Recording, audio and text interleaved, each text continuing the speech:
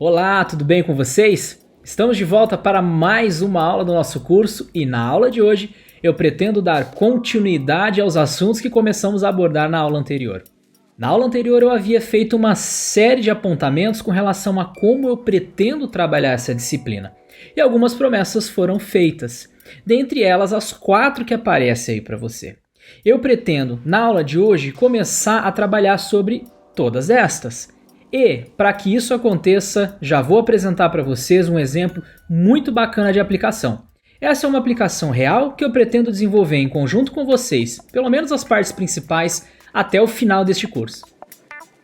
Essa é a aplicação Dallas Delivery. Ela, na verdade, vai se comportar como se fosse um aplicativo nativo em seu celular, seu dispositivo móvel, e vai permitir que o usuário faça o pedido de saladas para entrega em casa. Essas saladas podem ser montadas pela própria equipe do Dallas ou até mesmo customizadas pelo usuário final. Neste exemplo, eu não vou necessariamente trabalhar com o assunto pedido, realização de pedido, até porque isso envolve operações financeiras e outras microtransações que acabam acontecendo por trás. O que eu quero mostrar para vocês é que uma organização de código bem feita pode facilitar a sua vida daqui para frente. E para isso eu quero apresentar alguns conceitos básicos de orientação a objetos. E essa aplicação é um prato cheio para que a gente consiga trabalhar com esses conceitos de forma bem bacana. Então eu vou abordar aqui um primeiro problema que sempre surge em aplicações como essa.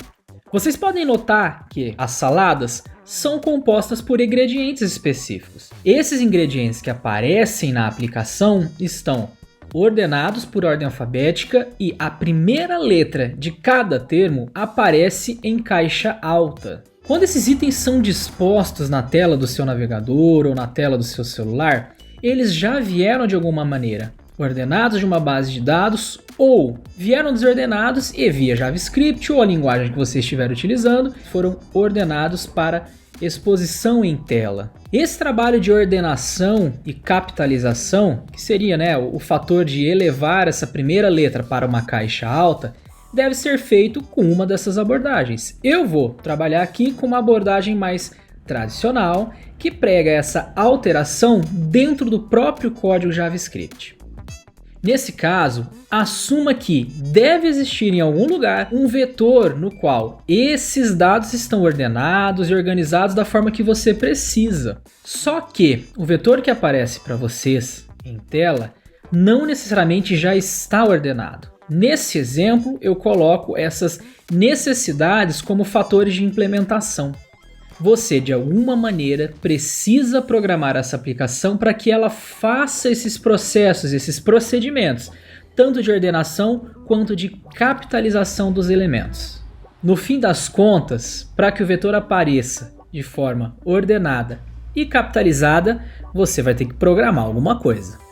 E são essas duas funcionalidades que eu quero fazer com vocês, codificar a partir de agora. As primeiras linhas de código que devo escrever serão bem procedurais. Eu vou mostrar quais são os problemas que vão acontecer quando a gente trabalha com essa abordagem e vou, de pouco a pouco, aula a aula, melhorando para que vocês entendam o quanto a orientação a objetos vai ajudar vocês em termos de organização. É essencial que você acompanhe também todo esse processo codificando junto. Vá separando as etapas de programação que teremos a partir de agora para que você consiga acompanhar essa transição de código procedural para uma organização focada na orientação a objetos. E agora que eu apresentei para vocês como a aplicação se comporta, pelo menos por cima, vamos começar a codificar. Então eu vou para um editor de código, no meu caso o Visual Studio Code, e vou começar a trabalhar com essa problemática.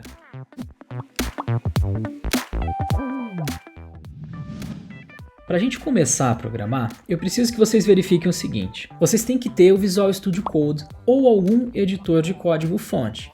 No caso, eu indico que vocês trabalhem com esse, porque é o que eu estou utilizando em aula e vai ficar mais fácil de vocês entenderem os atalhos que estão sendo utilizados, caso você não tenha ainda tanta experiência assim com esses tipos de editor. Além disso, você também precisa utilizar um bom navegador web No meu caso, eu estou utilizando o Google Chrome, mas fiquem à vontade para escolher o navegador que vocês quiserem. Então eu já deixei aberto o meu Visual Studio Code e também um navegador com a tela reduzida, até mesmo porque nós vamos trabalhar com uma aplicação que ainda não tem o seu visual. Nós só vamos visualizar agora os testes, as manipulações que vamos fazer com os nossos vetores no console do nosso navegador. O objetivo agora é começarmos um projeto dentro do Visual Studio Code e executá-lo no navegador para que a gente consiga ir testando todas as abordagens que nós precisamos trabalhar. Para isso eu vou criar um arquivo index.html e dentro dele eu vou, na verdade, importar um script JavaScript e executar ele dentro do seu navegador. Nesse caso, a preocupação não é o visual da aplicação, e sim os resultados que nós vamos obter com a manipulação dos nossos vetores. Esses testes que vamos fazer e executar no navegador precisam ser mais dinâmicos. E é por isso que, na hora de codificar e testar tudo que eu preciso, eu costumo trabalhar com uma extensão chamada Live Server. Essa extensão aqui do Visual Studio Code permite que, quando eu salvo o meu arquivo, eu possa executá-lo e visualizá-lo em tempo real no meu navegador. Eu não preciso salvar o arquivo, volto no navegador, dou F5 ou um reload. Não precisa disso. Salvou, executou, já está visualizando ali no seu navegador. Se você ainda não tem essa extensão instalada, é muito simples de você começar a trabalhar.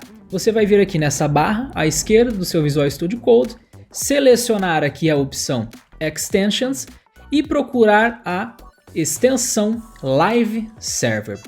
Essa extensão já está instalada no meu Visual Studio Code, por isso que não aparece o botãozinho em verde Install.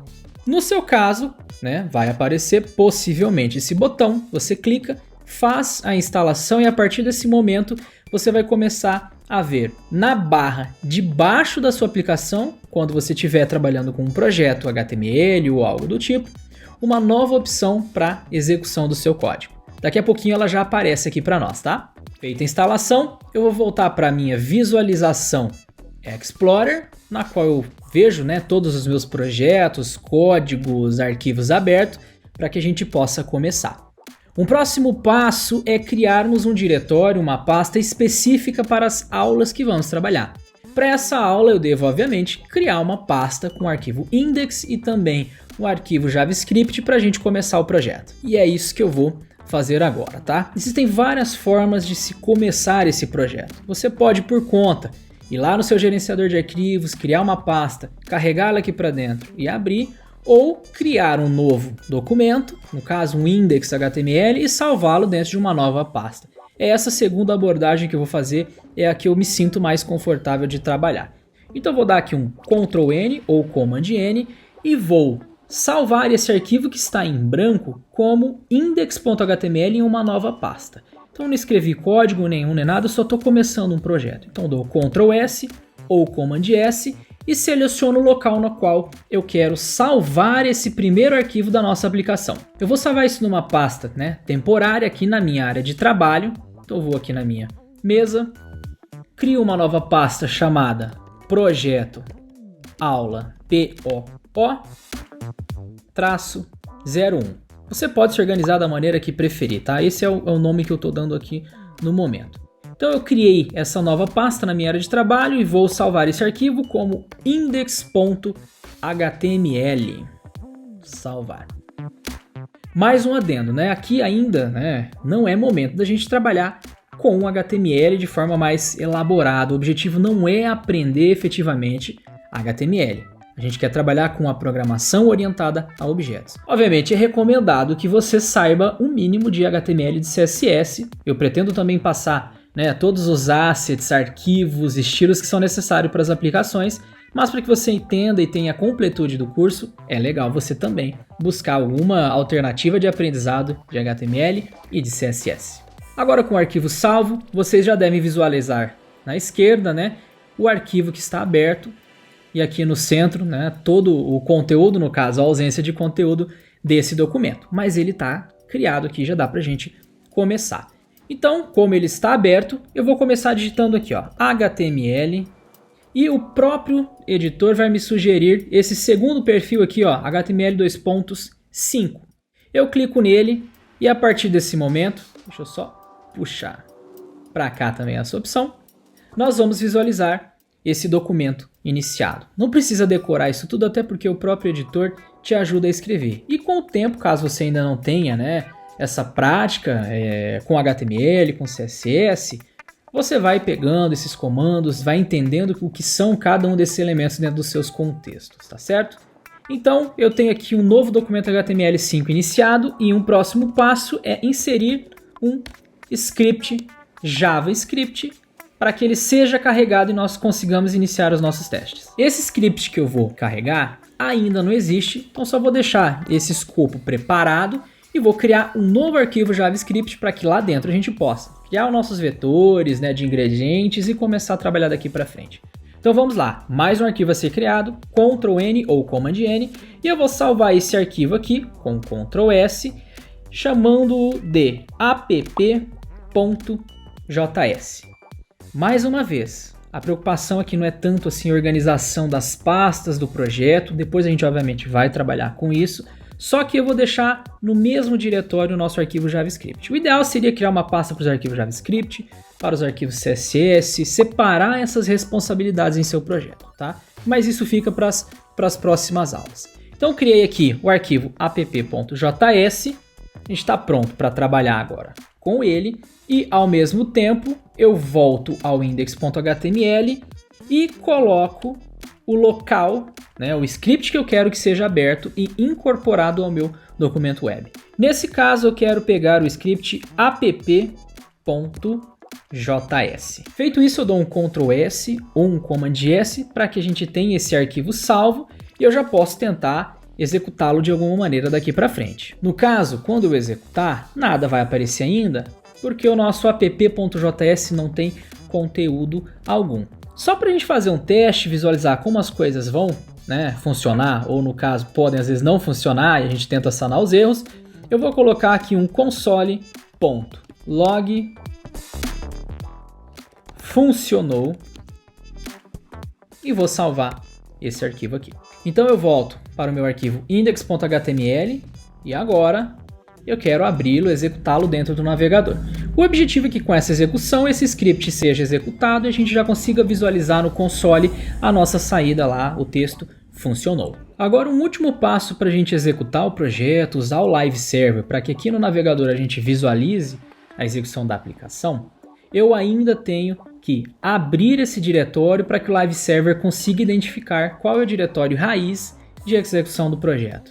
Então eu vou aqui em Add Folder, encontro, né, a pasta na qual eu criei meu projeto, dou um Add, e a partir desse momento eu passo também a visualizar o meu projeto aberto nessa aba à esquerda do nosso editor, tá?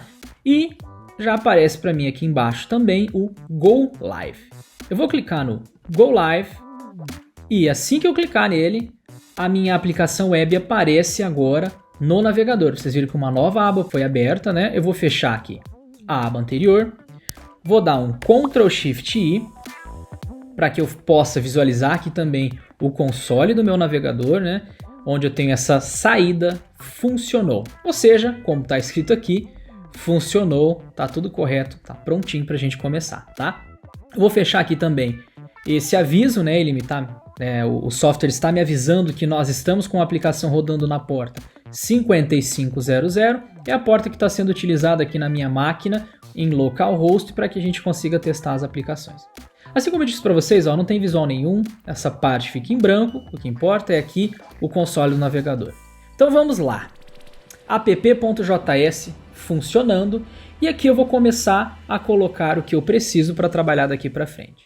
Só vou fechar também essa aba de Explorer, já que o projeto está configurado. Finalmente começou a hora da gente trabalhar com um problema a ser resolvido, né? Esse problema envolve uma variável que é um vetor chamado ingredientes. Deixa eu só escrever correto aqui, senão as coisas não vão funcionar direito. Esse vetor vai ser declarado de forma literal e eu vou colocar aqui algumas strings que vão representar os meus ingredientes. Eu vou selecionar aqui, né, alguns ingredientes para a criação de um molho, por exemplo. Lá na aplicação nós temos pratos de saladas que tem uma série de ingredientes, um deles são os molhos. Eu vou começar a criar um molho simples aqui para nós, tá? Esse molho terá água, mel, sal e mostarda. Não sei se esse molho é bom, mas aqui eu tenho algumas situações a serem testadas. Eu propositalmente coloquei um ingrediente água com acentuação. Memorizem que esse ingrediente tem acentuação, porque daqui para frente a gente também vai ver algumas situações de ordenação que tem que considerar acentos, principalmente num caso como esse daqui. O item água, quando ordenado, deve aparecer sempre como um primeiro elemento, até porque ele começa com a letra A, mesmo que acentuada, tá? Para facilitar aqui até os nossos testes, a gente tem um comparativo, né, de ordenação. Eu vou trocar a posição dele aqui para ficar mais tranquilo da gente trabalhar, tá certo? Então tem lá mel, água, sal e mostarda. Esse é o nosso vetor e quando eu for mostrar esses ingredientes, eu quero mostrá-los de forma ordenada e capitalizada, todo mundo começando com a letra maiúscula. Para isso, eu tenho que fazer o seguinte, eu preciso percorrer esse vetor e operar essas duas funcionalidades. Eu vou ter aqui uma abordagem bem procedural, ela está longe de ser a melhor, tá? Já adianto para vocês que é uma abordagem bem ruim, mas eu preciso mostrar esse caminho para vocês, para que vocês enxerguem os problemas que vão ser gerados com essa abordagem e como eu posso resolver esses problemas. Se eu mostro para vocês a solução já pronta, pode ser que a abstração do processo não seja passada para vocês de maneira satisfatória. Então vamos começar errado, vamos fazer da pior maneira possível e vendo, né, com o decorrer dos projetos que a gente vai trabalhar aqui, como isso pode ser sanado. Então vamos lá, começando da forma errada, eu vou fazer aqui, né, um for com um contador que começa em 0. Esse for é bem tradicional para quem já começou a programar. Esse for vai até o tamanho do meu vetor ingredientes e ele tem um incremento de unidade em unidade. Eu quero aqui, na verdade, percorrer esse vetor, pegar cada uma dessas strings e fazer as customizações que eu preciso. Só para ver se a coisa está funcionando, eu sempre gosto de ir mostrando na tela o que está acontecendo. Então eu recomendo que sempre você trabalhe aqui, pelo menos, né, como uma prerrogativa de testes, a logar, colocar no console tudo que você está precisando ver ou está querendo testar. No caso, eu quero mostrar aqui cada elemento que está em uma posição específica do meu vetor ingredientes. Então, para isso, eu ando de posição em posição, pego esse elemento, né, acessando ele através do contador que nós temos e eu mostro ele na tela. Vou dar um Ctrl S, vou salvar. E automaticamente vocês já vão ver no navegador que a nossa aplicação está atualizada e já mostra cada um dos itens do vetor. Isso é o legal aqui do Live Server, né? Eu só salvei, não precisei no navegador da F5 nem nada, as coisas já vão acontecendo automaticamente. É uma abordagem legal para vocês fazerem os testes aí, tá? Então o próximo passo é como eu consigo fazer com que a primeira letra desses elementos fique maiúscula. Eu vou fazer o seguinte, uma nova variável chamada letra inicial, que recebe o seguinte, eu quero pegar a primeira letra de cada um desses ingredientes.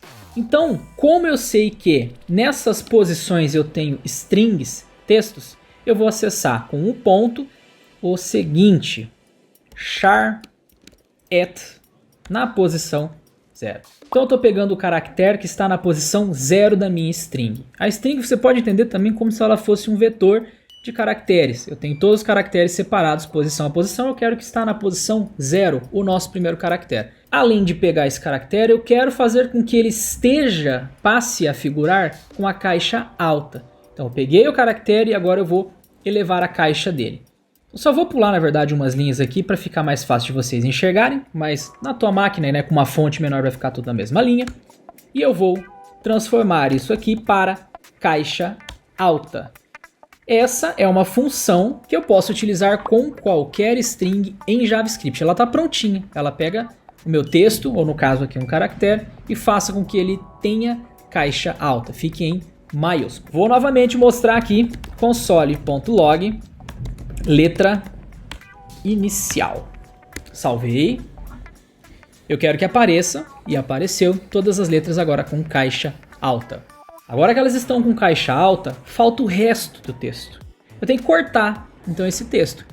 Existem funcionalidades que me permitem fazer isso também. Ainda bem, né? Então vamos lá. Var, resto, texto, recebe o seguinte. Ingredientes na posição I. Estou iterando ingrediente a ingrediente. Só que eu quero um corte no meu texto. Esse corte ele pode ser feito com uma funcionalidade, uma função chamada slice. Esse slice ele aceita dois parâmetros basicamente, né? Uma posição inicial e uma posição final de corte. Nesse caso em específico, a posição final não será estipulada, até porque cada um desses ingredientes tem um tamanho de texto. Água tem 4 caracteres, sal tem 3.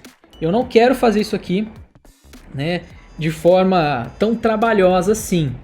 Eu posso, por exemplo, com esse slice, fazer um corte inicial e automaticamente terminar quando a string também termina. E para isso eu só passo um parâmetro, um valor numérico. Se eu faço o corte na posição 0, ele vai me pegar e retornar o texto todo. Eu quero um corte a partir da posição 1.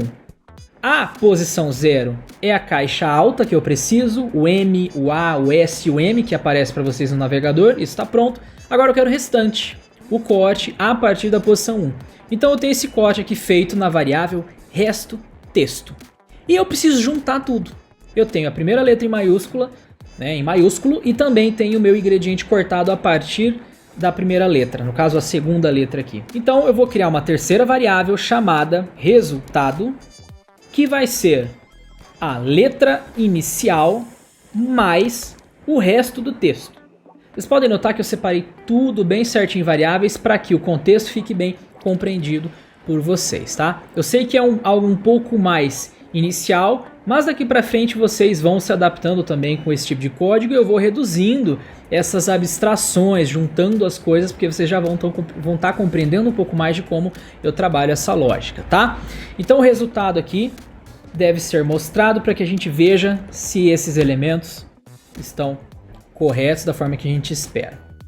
Maravilha! Mel, água, sal, mostarda, todos com a letra maiúscula em suas primeiras posições. Funcionou, tá tudo certo até então.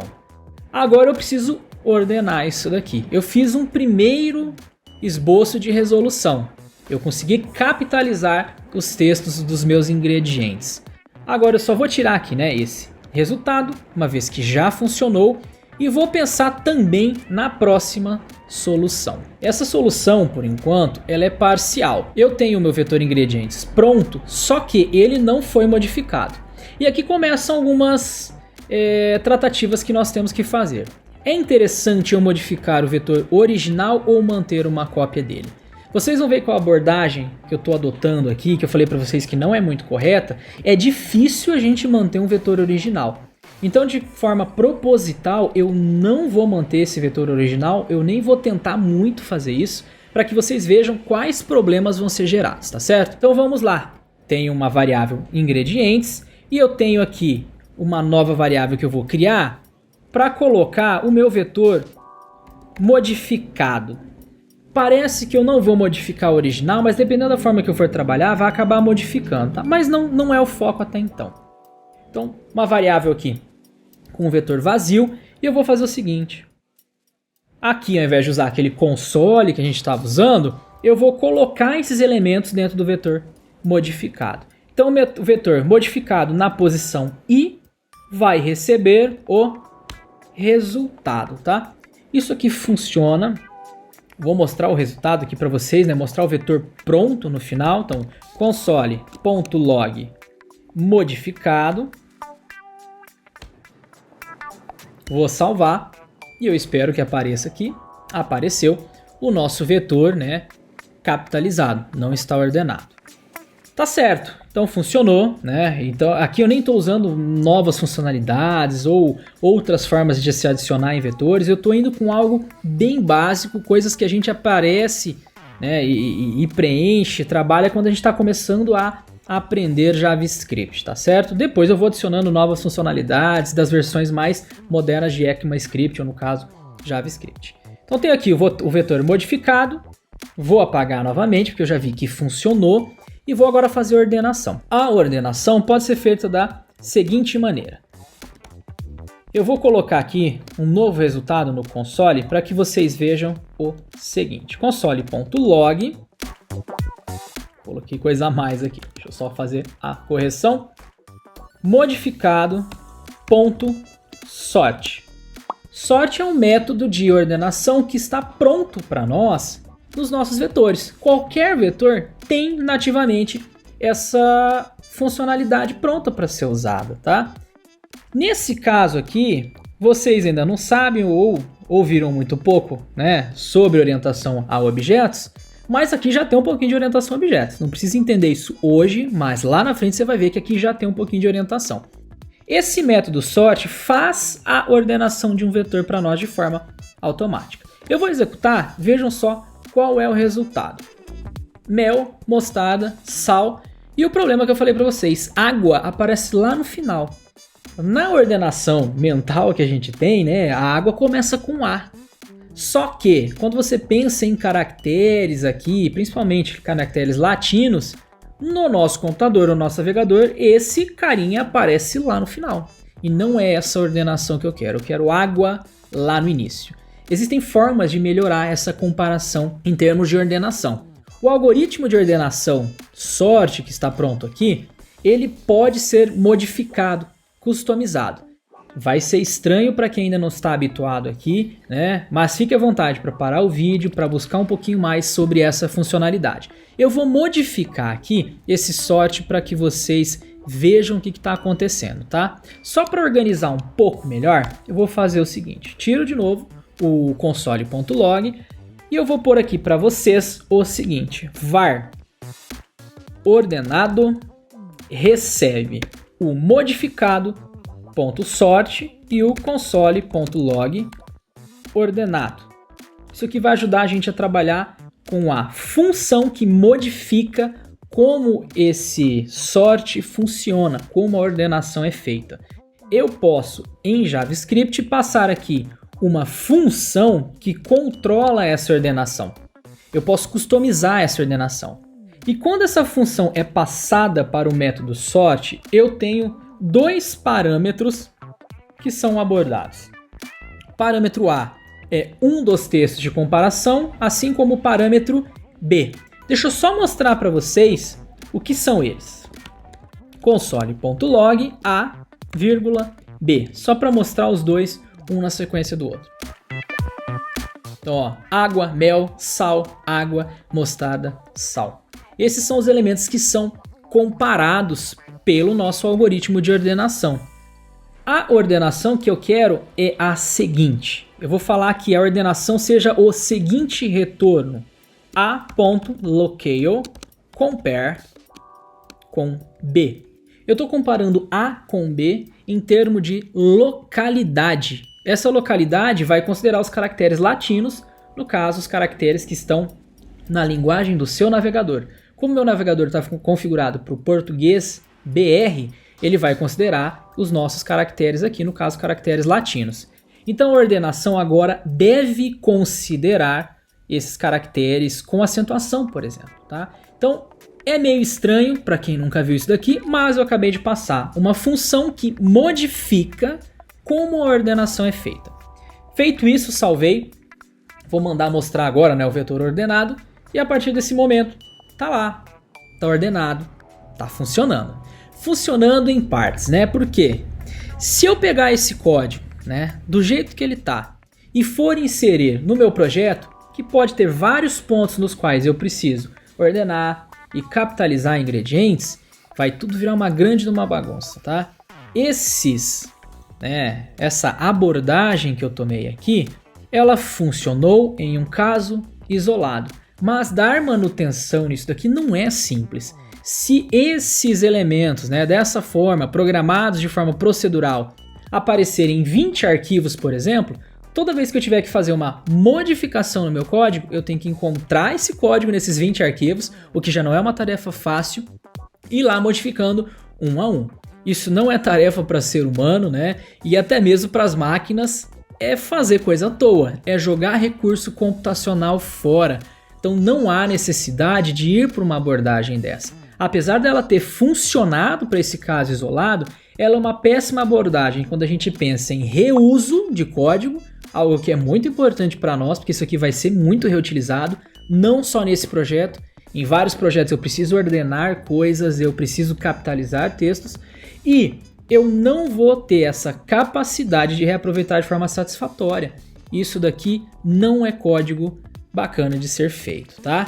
Nas próximas aulas eu vou começar a mudar um pouco esse raciocínio. Eu ainda vou capitalizar texto, eu ainda vou ordenar. Só que eu vou começar a dividir responsabilidades e facilitar esse reaproveitamento de código.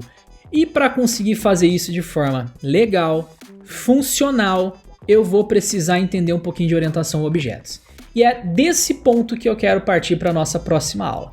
Então não perca os próximos conteúdos, a gente vai pegar essa solução daqui para frente, né, e modificar o que for necessário para modernizar isso daqui, tornar esse código orientado a objetos e facilitar o reuso, tá certo?